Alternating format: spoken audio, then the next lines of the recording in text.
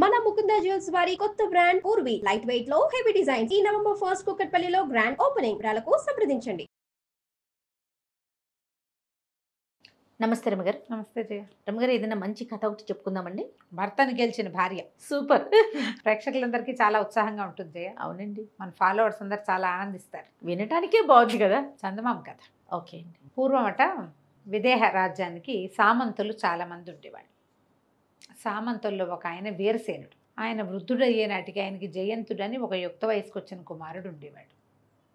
ఆయన ఈ జయంతుడితో పాటు మాలిని అని ఒక పిల్లని కూడా పెంచాడు. ఆయన చనిపోయాడు కానీ ఈ పిల్లని పెంచాడు. ఈ పిల్ల ఎవరంటే ఒక మూలికా వైద్యుడి కూతురు.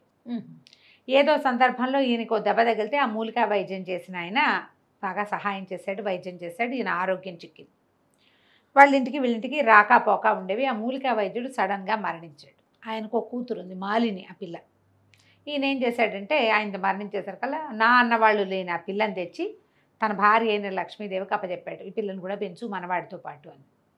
వీళ్ళ ఇంట్లో పెరిగింది మాలిని. అయితే ఈయనకి జయంతుడు కొడుకున్నాడు కదా. ఈ జయంతుడు మాలిని ఒక ఇంట్లోనే పెరిగారు. మాలినికి చిన్నప్పటి నుంచి జయంతుడు అంటే ప్రేమ, ఇష్టం. కానీ జయంతుడు ఎప్పుడూ ఆ పిల్లని పెద్దగా పట్టించుకోలేదు. తమ ఇంట్లోనే ఉండటం, ఆ పిల్ల తనని అట్రాక్ట్ చేయడానికి ఏ వేషము వేయకపోవటంతో అతను ఈ పిల్ల బాగుందని అందుకని చక్కగా అదేదైనా వాళ్ళ చూపులు అవి చూస్తే బాగుండేది. ఆ పిల్ల ఎప్పుడూ చూసేది కాదు.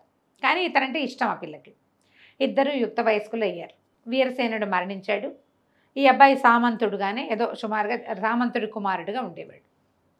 మాలిని ఎంత ఇష్టం ఉన్నా అది ఏమనుకునేదంటే అమ్మాయి, నేను వీళ్ళింటో గతి లేక పెరిగేదాన్ని, ఇతను ఏ సామంతుడి కుమార్తెనో లేకపోతే రాజుగారి కుమార్తెనో పెళ్లి చేసుకోగలిగేంత ఘనత ఉన్నవాడు, మనకెక్కడ లభిస్తుంది ఇలాంటిది అని ఇట్లా తన దీని పట్ల అంటే తన పరిస్థితిని బట్టి ఆ అమ్మాయి ఎప్పుడూ అతన్ని కొంచెం హేళగా ఏదైనా సైగ చేయటం లాంటివి కూడా చేసేది కాదు. కామ్గా ఉండేది. అయితే ఏమైంది, రాజుగారి దగ్గర నుంచి శశిభూషణ్ అని ఒక ఆయన వచ్చాడు వీళ్ళ దగ్గరికి. వచ్చి లక్ష్మీదేవి గారికి ఏం చెప్పాడంటే, అమ్మ, రాజుగారికి ఏదో తీవ్రమైన జబ్బు చేసింది, ఆయన ఎన్నాళ్ళు టీకా ఇస్తాడో మనకు తెలియదు, మరి నీ కుమారుడు యుక్త వయస్కుడు ఏదో ఇంట్లో పెట్టుకుని ఉంచుకోవద్దు, నీ భర్త ఏ స్థానంలో ఆ స్థానంలో ఉన్నాడో, మహారాజా స్థానంలో ఏ ప్లేస్లో ఉన్నాడో ఆ ప్లేస్కి నీ కుమారుడు సరిపోతాడు. రాజుగారు ఆరోగ్యంగా ఉండగానే పిల్లవాడిని కనుక అక్కడ పంపేవంటే మరి ఇతనికి ఉద్యోగం స్థిరపడిపోతుంది, సామంతు గారి కొడుకుగా కాకుండా సామంతుడుగా ఉంటాడు అని నచ్చజెప్పాడు. నచ్చజెప్పేసరికల్లా ఈవిడ ఆలోచించి కొడుకుని పంపడానికి నిశ్చయమైంది. కొడుకుని ఎక్కడికి పంపాలి, వీళ్ళు ఉన్నది చిన్న ఊరు, మహారాజాస్థానికి పంపాలంటే విదేహకి పంపించేసేయాలి. ఈ అబ్బాయి వెళ్ళిపోతాడనగానే ఈ పిల్ల మెల్లిమెల్లిగా కళ్ళ నీళ్ళు తుడుచుకోవటం మొదలుపెట్టింది. తుడుచుకుంటుంటే ఏమన్నది, ఆవిడ అడిగింది 1-2 సార్లు, ఎందుకే అమ్మాయి అంటే, పాపం రాజుగారికి జబ్బు చేసిందని బాధగా ఉందండి అని. తర్వాత ఇంకో 2 రోజులు పోయాక అతను బయలుదేరాడు. వెళ్ళాక కూడా ఈ పిల్ల కళ్ళు తుడుచుకుంటోంది. ఈవిడికి డౌట్ వచ్చింది, ఎందుకు ఈ పిల్ల ఇట్లా ఎంతసేపు కళ్ళు తుడుచుకుంటోందంటే, ఈ అమ్మాయి ఏమంది, ఆవిడ అడిగింది, ఎందుకే కళ్ళ నీళ్ళు పెట్టుకుంటాం అమ్మడు అని అడిగితే, రాజుగారి వైద్యం నేను కుదర్చగలను, కానీ నన్ను ఎవరు పంపిస్తారు, నన్ను ఎవరు ఒప్పుకుంటారు, అందుకని ఏడుస్తానంటే ఆవిడకి నవ్వొచ్చింది. అది కాదే, జయంతుడు వెళ్ళిపోయాడని ఏడుస్తున్నావు కదా నువ్వని బాగా నిలదీసి అడిగింది. అవును, జయంతుడు అంటే ఇష్టమని ఒప్పుకున్నాక ఏమంది, రాజుగారికి వైద్యం చేయగలను అత్త నేను అని చెప్పేసరికల్లా, మా నాన్న నాకు ఇలాంటి వైద్యాలు చాలా చెప్పాడు చిన్నప్పుడు, 12-10 ఏళ్ళు వచ్చేదాకా తండ్రితో ఉంది, కొన్ని మూలికలు నేను గుర్తుపడతాను కూడా, మా నాన్న తీసుకెళ్ళేవాడు అని చెప్పేసరికల్లా, సరే ఈవిడ ఏం చేసింది, పిల్ల వైద్యం చేసినా చేయకపోయినా జయంతుడిని ఒకసారి చూసి వస్తుందని రాజాస్థానానికి కబురు చేసి ఈ పిల్లని బండి కట్టించి పంపించింది. బండి కట్టించి పంపించేసరికల్లా ఈ సామంతుడి ఇంటి నుంచి వచ్చింది కాబట్టి రాజుగారి అమ్మాయిని లోపల రానిచ్చాడు, కానీ ఈ చిన్న పిల్లని చూసేసరికల్లా ఆయన తెల్లబోయాడు. ఈ పిల్లని చూస్తే దానికో 18-19 ఏళ్ళు ఉంటాయి. ఈ 18 ఏళ్ల చిన్నపిల్ల ఇది నాకేం వైద్యం చేస్తుంది, మూలికా వైద్యం చిన్న పనే, ఎంత తలపండిపోవాలి దానికి. ఆయన ఏమన్నాడంటే, ఇగో నాకు నీ వైద్యం మీద నమ్మకం లేదు, వైద్యం సరిగ్గా కుదరపోతే నీ తలది ఇస్తా, వైద్యం కనుక కుదిరి నాకు జబ్బు కుదిరిపోతే ఆ స్థానంలో నువ్వు ఎవరిని కావాలంటే వాళ్ళకి ఇచ్చి నేను వివాహం చేస్తానని ఒప్పుకున్నాడు. బాగుందిగా, నువ్వు యుక్త వయస్కులవి పిల్లవి, పెళ్లి కావాల్సిన పిల్లవి కాబట్టి నీకు అద్భుతమైన పెద్ద కుటుంబంలో వివాహం జరిపిస్తా, మందు కుదరలేదో నీ తలదించేది నీకు నిరుకేనని అన్నాడు. ఆ అమ్మాయి ఒప్పుకుంది. 4 రోజుల్లో రాజుగారి జబ్బు కాస్త కుదిరిపోయింది. అమ్మాయి వచ్చేటప్పుడు మూలికలు పుచ్చుకొచ్చింది. శశిభూషణ్ వచ్చాడు కదా, ఆయన రాజుగారికి ఉన్న వ్యాధి లక్షణం అన్నీ చెప్పాడు. అమ్మాయికి ముందే తెలుసు, అక్కడి నుంచి మూలికలు పుచ్చుకొచ్చింది. మూలికా వైద్యం కుదిరింది, రాజుకు గుణం కనపడింది, శుభ్రంగా తయారయ్యాడు. 4 రోజుల కల్లా బాధలు తగ్గిపోయింది.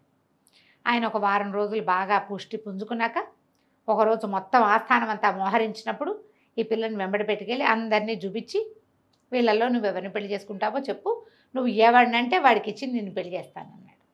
రాజుగారు ఆజ్ఞ శిరసావహించాల్సిందేగా. ఈ అమ్మాయి ఏం చేసింది, అటు ఇటు తిరిగి జయంతుడిని చూపించి ఈయనకిచ్చి చేయండి నన్ను అంది. రాజుగారు నాడు జయంత ఈ పిల్లని పెళ్లి చేసుకో అన్నాడు. ఆ రంగాన్ని సర్రుమని లేచాడు జయంతుడు. దీన్ని ఏం చేసుకోవటం ఏంటండి, ఇది మా ఇంట్లో పెరిగింది, మా ఇల్లు కాపెట్టుకుని ఉన్న పిల్ల, ఇది కావాలని ఎత్తేసి నన్ను పెళ్లి చేసుకోవడానికి పని చేసిందని పోట్లాడాడు. అనేసరికి ఈ పిల్ల అవమాన పడిపోయింది. సభలో అట్లా అంటే అవమానం కాదు మరి, మా ఇంట్లో ఎంగిలి మెతుకులు తింది పెరిగింది ఇలాంటి మాటలంటే అమ్మాయి తలదించుకుని వద్దులేండి, వివాహం వద్దు, పోనీలేండి, నన్ను ఊరు పంపించేసేయండి అది అనగానే రాజు అన్నాడు, హత్తేరి నేను అన్నమాట కాదంటావా, పెళ్ళైతే నువ్వు చేసుకుని తీరాల్సిందేనన్నాడు. జయంతుడు కొళ్ళు మండిపోయింది. ఇప్పుడు కాదంటే సామంత్ ఉద్యోగం పోతుంది, అదే తల్లి ఏమంటుందో ఆలోచించుకుని సరేనన్నాడు. వివాహం జరిగిపోయింది. జరిగిపోయాక ఆ రోజు సాయంకాలం చెప్పాడు ఆయన, జయంతుడు ఏదో నన్ను పెళ్లి చేసుకుని సాధించాను అనుకుంటున్నావేమో, ఎప్పటికీ నువ్వు నా పెళ్ళానివి కాలేవు, రాజుగారి ముచ్చట కోసం పెళ్లి చేసుకున్నా కానీ నీతో కాపురం చేసే ఉత్సాహం నాకు లేదు, నువ్వెవరో నేనెవరో, ఎక్కడికి పోతావో పో అనేసరికి అలా పిల్లయ్యి అక్కడి నుంచి పిల్లేచక వెళ్ళిపోయాడు. ఇల్లు వదిలిపెట్టి వెళ్ళేటప్పుడు ఉత్తరం ఏమని రాశాడంటే, నువ్వెప్పటికీ నా భార్యవి కాలేవు, నా ఉంగరం నీ చేతికి ఏనాడు వస్తుందో ఆనాటికి నువ్వు నా భార్య అనుకో, అది జన్మలో జరిగే పని కాదని ఊరు వదిలిపెట్టి వెళ్ళిపోయాడు. ఈ పిల్ల బేకమొహం వేసింది. ఇంతలో వాళ్ళ అమ్మ కూడా వచ్చిందిగా పెళ్ళికి. ఆవిడెవరెవరో వీడు ఇంత పని చేశాడని పిల్లని బతిమలాడి ఏదో ఓదార్చింది. ఈ వెళ్ళిన జయంతుడు కాశీరాజు దగ్గర ఉద్యోగానికి చేరాడు. ఓహో, విదేహ నుంచి వెళ్ళిపోయాడు. సరే ఈ పిల్ల కూడా ఏం చేస్తుంది, ఇంకా నాకు ఇంట్లో ఉండబుద్ధి కావటం లేదు, ఎక్కడికైనా వెళ్తానని అమ్మాయి దేశాటనంకి మొదలుపెట్టింది. తీర్థయాత్రలు చేసేది, ఏదో కొంచెం డబ్బు ఇచ్చాడు రాజుగారు. అయితే వివాహం అప్పుడు రాజుగారు ఒక ఉంగరం ఇచ్చారు ఈ అమ్మాయికి. ఉంగరం ఇస్తే ఏమన్నారు, ఇంత పెద్ద ఉంగరం పెడుతున్నారు నాకని అన్నది. అనేసరికల్లా నీకు వద్దన్నప్పుడు నాకే ఇవ్వు అని అన్నాడు ఆయన. ఆయన వేలు ఉంగరం తన జబ్బు తగ్గించిన ప్రీతితోటి, నువ్వు నీకు వద్దనిపిస్తే ఇంకెవరికి ఇవ్వబోక నాకే ఇద్దువు గానిలే అన్నాడు. సరే ఆ ఉంగరం పెట్టుకుంది వేలికి. ఆ అమ్మాయి కూడా దేశాటానికి బయలుదేరింది. క్రమంగా అటాటాటాట కాశీనగరానికి చేరింది. ఈ కాశీనగరంలో ఒక రాజకుటుంబానికి సంబంధించిన వాళ్ళు ఉన్నారు. ఆవిడ పేరు విమలాదేవి. భర్త లేడు. ఆవిడకి నీలవేణి అని ఒక కూతురుంది. పిల్ల బాగుంటుంది. ఈ జయంతుడు కాశీరాజ్యానికి వచ్చాక అతనికి దృష్టి ఈ నీలవేణి మీద పడింది. ఈ అమ్మాయిని వివాహం చేసుకుంటానని కబురు చేశాడు. చేస్తే వాళ్ళు ఇంకా ఒప్పుకోలే. వీళ్ళు చాలా సామాన్య కుటుంబీకులు, అవతానికి రాజకుటుంబమే కానీ ఆస్తి స్వాస్థ్యం ఉన్నవాళ్ళు కాదు. కానీ జయంతుడికి పెళ్ళయిందని, పెళ్ళి ఇష్టం లేక దేశాంతరాలకు వచ్చాడని ఒక వార్త ఉన్నది వాళ్ళకి తెలుసు. ఈవిడ ఈ అమ్మాయి మన మాలిని ఆ విమలాదేవి గారింటికి చేరింది. ఓకే, దేశాటం చేస్తూ తీర్థయాత్రలు చేసుకుంటూ వీళ్ళ ఇంటికి చేరేసరికల్లా సరే ఆవిడ ఒక సందర్భంలో చెప్పింది, ఈ పిల్లాడు ఒక అబ్బాయి అడుగుతున్నాడు, అతనికి వివాహం అయిందంటున్నారు, అది ఇది అనేసరికల్లా ఇవి బాగా ఆలోచించుకుని ఏం చేసింది, వాళ్ళకి నిజం చెప్పేసింది. నేనే అతని భార్యని, ఓ పని చేయండి, పిలిపించండి, ఈ అమ్మాయి మాట్లాడతాను, ఈ అమ్మాయితో మాట్లాడతానని అడుగుతున్నాడు. పిలిపించండి, నేను చెప్పినట్టుగా మాట్లాడితే చాలు, మీకు అనంతమైన సంపద మీ పరం చేస్తానని ఒప్పించుకుంటే సరే ఏం చేసింది, అతన్ని జయంతుడికి కబురు చేయించింది. జయంతుడు వచ్చి వీళ్ళతో మాట్లాడినప్పుడు సరే నీలవేణి పెళ్ళికి ఒప్పుకుని ఏదైనా ఇవ్వమని ఏం చేసింది, తన ఉంగరమేమో అమ్మాయికి ఇచ్చింది. అమ్మాయికి ఇస్తే అమ్మాయి ఏం చేసింది, ఉంగరాలు మార్చుకుందాం మనం అని చెప్పేసి జయంతుడి ఉంగరాన్ని నీలవేణి తీసుకుంది. నీలవేణి దగ్గర ఉన్నటువంటి మాలినికి రాజుగారు ఇచ్చిన ఉంగరం ఉంది కదా, అది ఇతనికి ఇచ్చేసరికల్లా సరే వివాహం చేసుకుందాం అనుకున్నాం. ఇంతలో ఏమైంది, ఈ మాలిని చనిపోయినట్టుగా ఒక వార్త పుట్టించారు. ప్రయాగలో ఎక్కడో మాలిని మరణించిందని. సరే ఇతనేమనుకున్నాడు, మాలిని ఎలాగో మరణించింది, ఈ లోపల తల్లి ఉత్తరం రాసింది. ఉత్తరం రాసి మాలిని మరణించిందని వార్త వచ్చింది, మరి నువ్వు ఇంటికి వచ్చేసి అమ్మాయికి తిలోదకాలు అవి ఇవ్వాలి కదా, భార్య కదా అనేసరికల్లా ఇతను బయలుదేరాడు. తను బయలుదేరి తల్లి దగ్గర మరి వివాహం చేసుకోవాలని అమ్మ దగ్గరికి వెళ్ళాలి, వాళ్ళని కూడా రమ్మన్నాడు. విమలాదేవిని నీలవేణిని కూడా రమ్మన్నాడు. వాళ్ళతో పాటు మాలిని కూడా బయలుదేరి.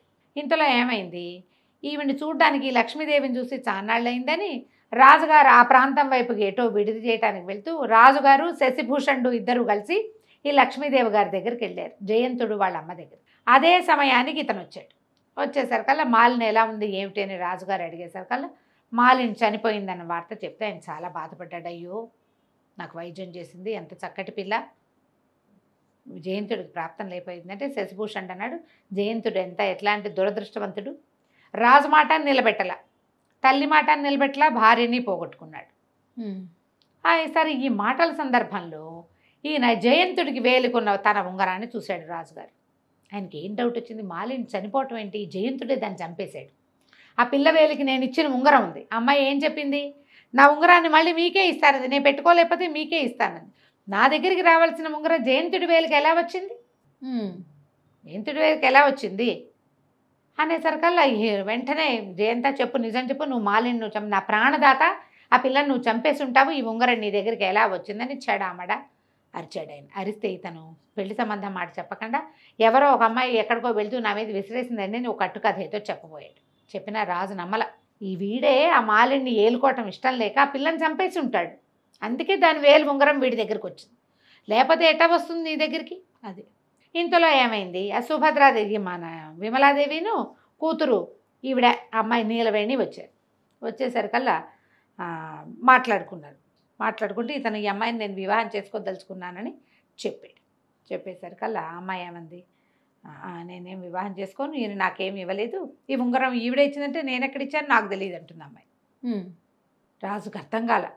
ఇతను వీళ్ళ పేరు చెప్తాడు, వాళ్ళేమో మాకు తెలియదు అంటారు, నేను ఈ అమ్మాయికి ఉంగరం ఇచ్చానంటాడు, నాకేం ఉంగరం ఇవ్వలేదు, నా వేలకు ఉంగరం ఏమీ లేదంటుంది అమ్మాయి. ఇతను ఉంగరం ఏమైంది, ఇంతలో మాలిని వచ్చి ప్రభువుకు నమస్కారం చేసింది, అత్తగారికి ఒక దండం పెట్టింది, శశిభూషణ్కి ఒక దండం పెట్టేసరికల్లా ఆయన మాలిని అమ్మ బతికే ఉన్నావా, నువ్వు చనిపోయావని చాలా బాధపడుతున్నాం మేము అనేసరికల్లా నేను బతికే ఉన్నాను. అయితే ఇతను అన్నాడు నేను మాలిని కంటితోటి చూడలే ఇప్పటిదాకా, ఇప్పుడే చూస్తున్నా, ఆ ఉంగరం నా దగ్గరికి ఎలా వచ్చిందో నాకు అర్థం కావట్లేదు అంటే నేనే ఇచ్చాను, ఇదిగో ఈ ఉంగరానికి మారుగానే తన చేతికున్న ఉంగరం చూపించి, ఆ చేతి ఉంగరం ఎవరిది, జయంతుడిది. వాడు ఏం చేశాడు, రాశాడు ఉత్తరం, నా ఉంగరం నీ చేతికి చేరితేనే నువ్వు నా భార్య అయినట్టు అని చెప్పాడు. ఇప్పుడు ఉంగరం చేస్తే భార్య అయిన ఒప్పుకోవాల్సిందే కదా, అంతేగా. నిర్ఘాంతపోయాడు అతను. ఆ అమ్మాయి ఏం చెప్పిందంటే నాకు ఇంకో దారి లేకపోయింది, నేను కావాలని చేయకుండానే ఇలా జరిగింది, ముందు అతను పెళ్లి చేసుకునే ఉద్దేశంతో మీకు వైద్యం చేయలే, మీరు అన్నారు కాబట్టి నేను అతన్ని చూపించాను అనేసరికి జయంతుడు కూడా సర్దుకున్నాడు. అతను పెళ్ళి అప్పుడు చూసిన పిల్ల వేరు, ఈ 3 సంవత్సరాల్లో ఈ అమ్మాయి ఇంకా చక్కగా తయారైంది. నీలవేణిని మాలిని పక్కపక్కన చూస్తే మాలినే బాగుందనిపించింది. తర్వాత రెండోది ఇంత ప్రయత్నం చేసి తను ఎక్కడుంటే అక్కడికి వచ్చి ఇంత ప్రయత్నం చేస్తుంటే అతనికి ఆమెకు ఎంత ప్రీతి ఉంది తనంటే, అంతేగా. దాంతో సర్దుకొని ఒప్పుకున్నాడు, నువ్వు నన్ను జయించావు, నువ్వు నన్ను గెలుచుకున్నట్టే, ఇప్పుడు ఇంత ప్రయత్నం చేసి ఆ ఉంగరం తన చేతికి వచ్చేలాగా చేసుకుంది, ఇప్పుడు వాళ్ళనైనా ఒప్పించుకుంది కదా. దాంతో రాజుగారికి దండం పెట్టి మీరు చేసిన పెళ్ళిని నేను నిలబెట్టుకుంటాను, మాలిని నేను ఏలుకుంటాను, నాతో పాటే ఉంటుంది, మేము ఇంకా భార్యాభర్తలుగా జీవిస్తామని రాజుకి అమ్మకి దండం పెట్టాడు.